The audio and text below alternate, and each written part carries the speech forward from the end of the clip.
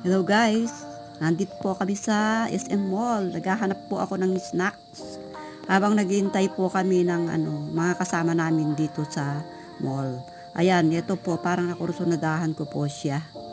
Ayan may mga siya. Sour cream at saka tortillas Mga bossy po siya, popcorn.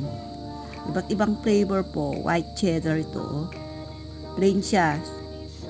Super Pop White Cheddar at saka Texan Barbecue. Ito naman po parte ng hot sour cream. Ayan po siya Tortillas chips. Ang sasarap po guys.